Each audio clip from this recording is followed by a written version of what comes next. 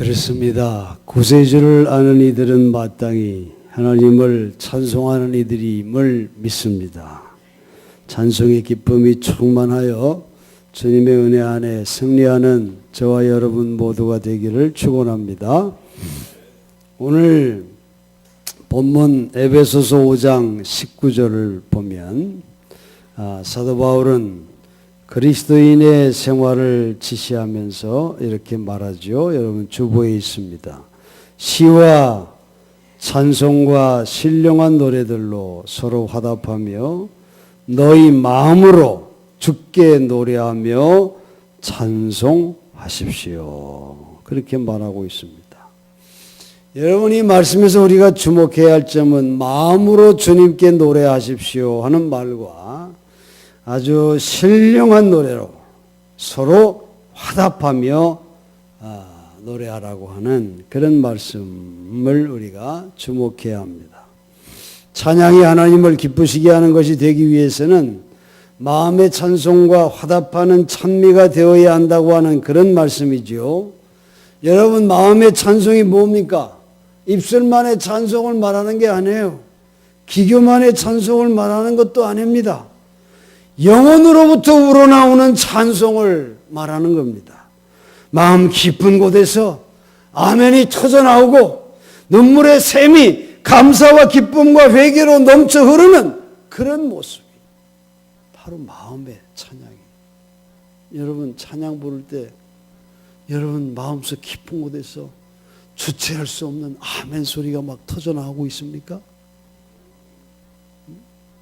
여러분, 하나님께 찬양할 때 정말 멈출 수 없는 회개의 눈물이, 기쁨과 감사의 눈물이 흐르고 있냐 말이에요. 우리 하나님은 그런 찬양을 받기를 원하십니다.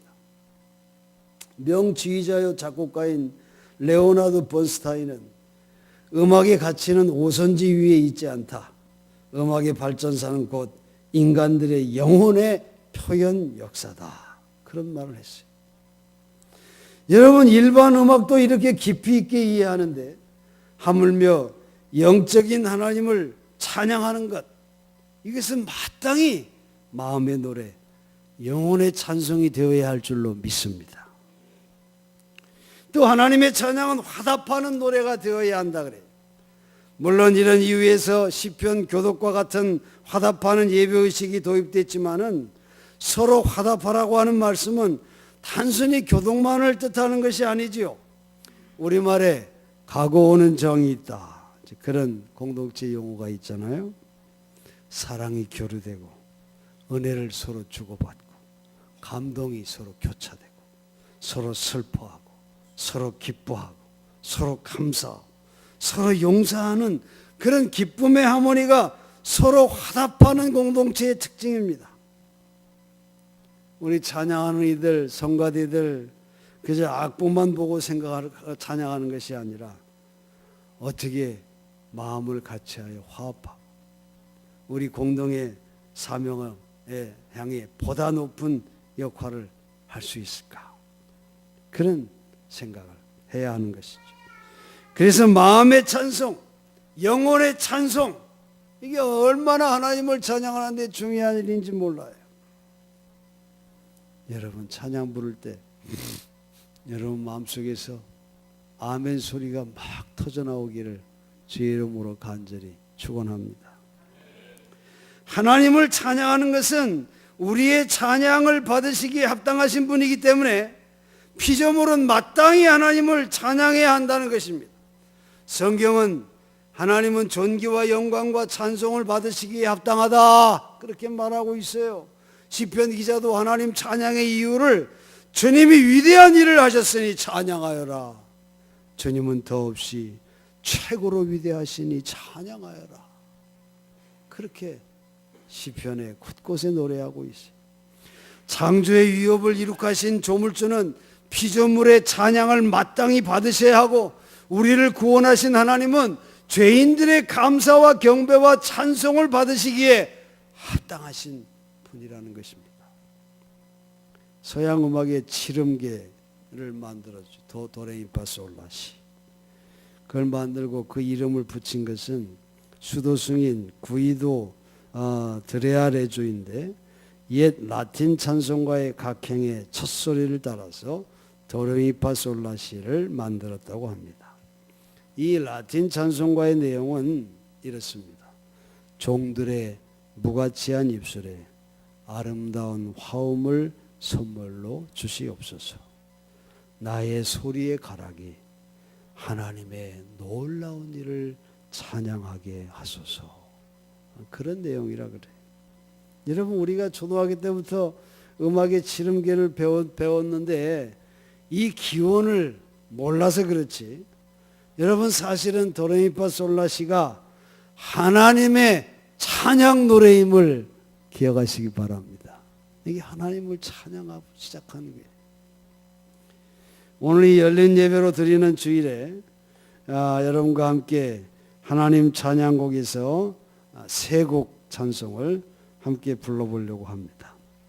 첫 번째 불러볼 찬송은 우리 피아노 반주자 피아노로 오세요. 불러볼 찬송은 찬송 21장 다 찬양하여라 하는 찬송인데, 이 찬송은 하나님 찬양곡에서 전 세계가 애창하는 찬송이에요.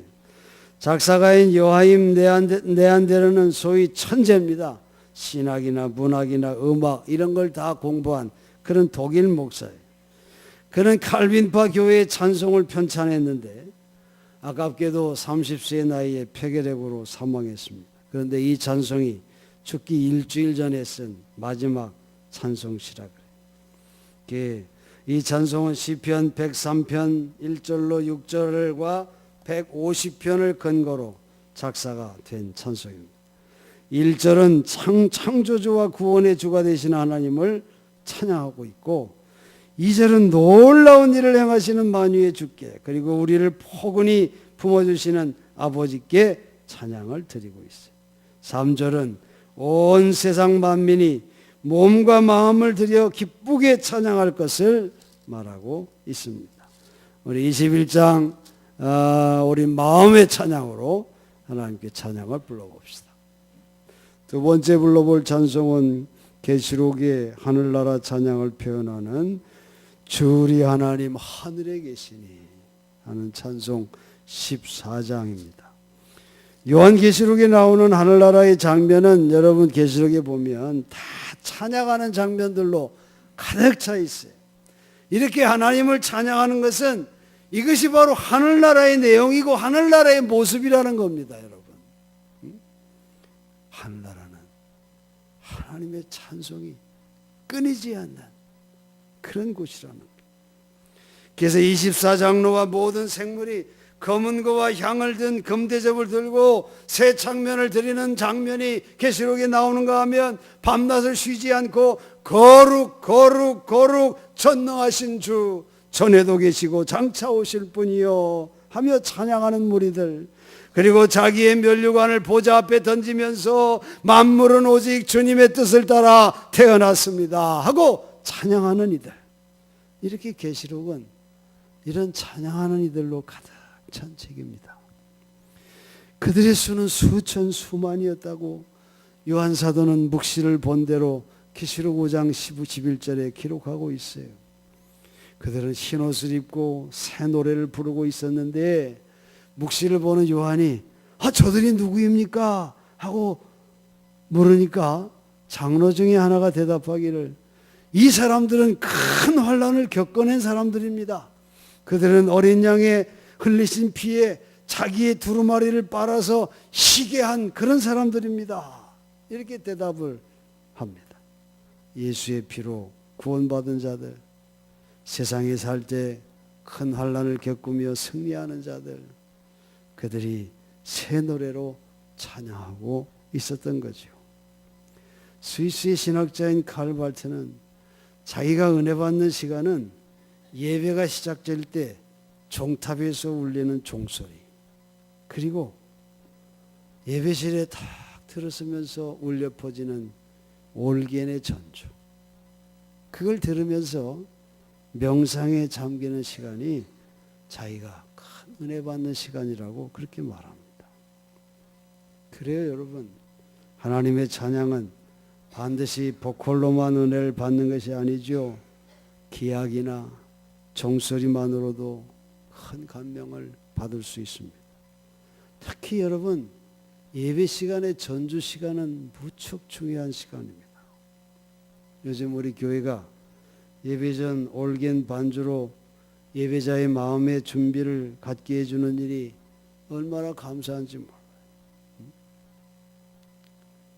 올겐이 계속 쉬고 있었는데 우리 한영수 권사님 와서 하나님께 영광을 돌리고 있잖아요.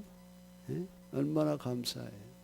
하나님의 계획하심이 얼마나 감사한지 말이에요.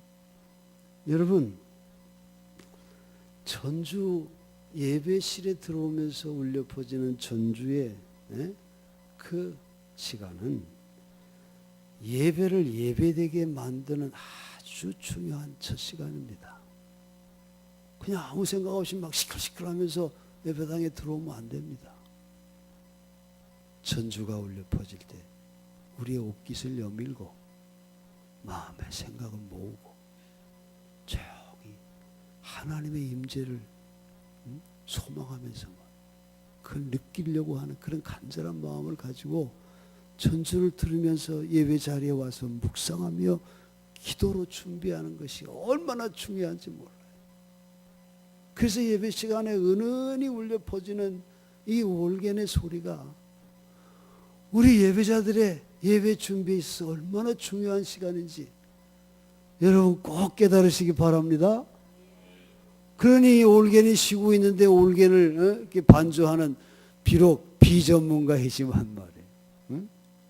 하나님이 얼마나 귀한 분을 보내셨어요. 응? 여러분 예배 그렇게 꼭 준비하시기 바랍니다. 응? 종교개혁자 루터는 이렇게 말했어요. 교회에서 음악은 매우 중요합니다.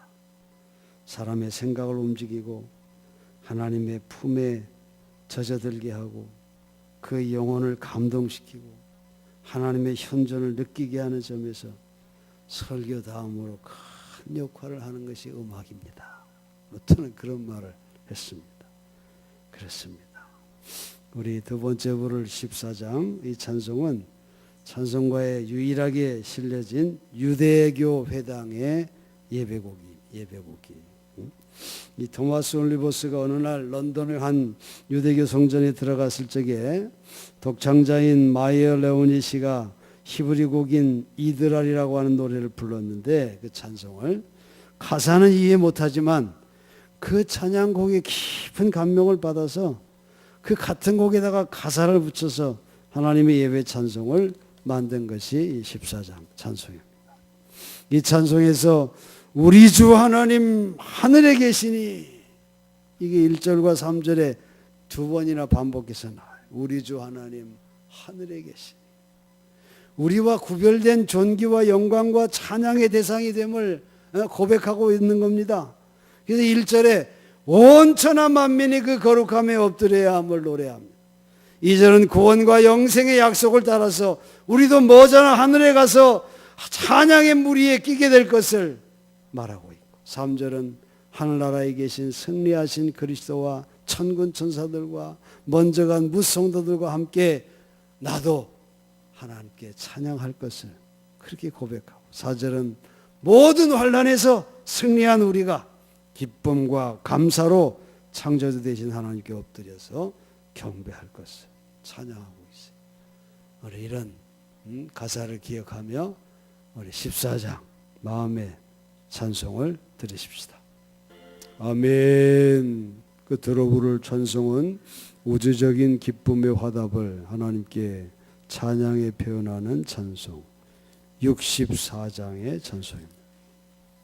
기뻐하며 경배하세요. 여러분 이 찬양은 우주 만물 곧 인간과 동물과 식물과 모든 생물들이 다 감사와 기쁨을 표현하고 있는 그런 찬송이에요. 이 찬송은 헨리 벤 다이크 목사님이 지었는데요. 펜실베니아주에서 평생 목회하고 대학에서 강의한 학자입니다. 1908년에 윌리엄스 대학의 설교 초청을 받고 이 버크셔 산을 넘어가던 중에 경치가 너무 아름답고 너무 장엄해서 그는 거기에 멈추어서 하나님의 이 오묘하고 놀라운 솜씨 그리고 자연계의 화답을 영의 귀로 들으면서 이 찬송시를 적었다고 합니다. 이튿날 아침 식탁에서 그는 이 찬송시를 대학 학장인 가필드 박사에게 건네주면서 이렇게 말했대요. 내가 이 시를 쓸 때 내 심정은 베토벤의 교향곡 제9번의 마지막 악장 합창 부분인 환희의 송가에 맞춰서 부르면 어울릴 것 같다고 하는 그런 생각을 했습니다. 그러면서 그 찬송시를 전해줬다는 거예요. 그런데 그의 희망대로 그 희망의 후세에 이 찬양이 그대로 실현이 됐습니다. 1절은 피어나는 꽃같이 영광의 주님을 경배하는 기쁨. 2절은 땅과 만물, 별과 천사, 숲과 산, 골짜기와 들과 바다 이것이 모두 합하여 하나님의 사랑을 기뻐 찬송한다는 그런데요. 3절은 사랑과 빛이 되시는 주님을 믿는 우리는 삶을 기쁨으로 여기고 한 형제자로서 서로 사랑하며 살자. 그런데요. 4절은 새벽별의 노래를 들으며 일어나 하루를 사는 우리는 예수의 사랑줄이 돼서 한 마음으로 승전가를 부르면서 이 인생의 고해와 싸워 승리하자. 이런 가사의 내용이 우리 한번 힘차게 끝으로 우리 64장 함께 부르겠습니다.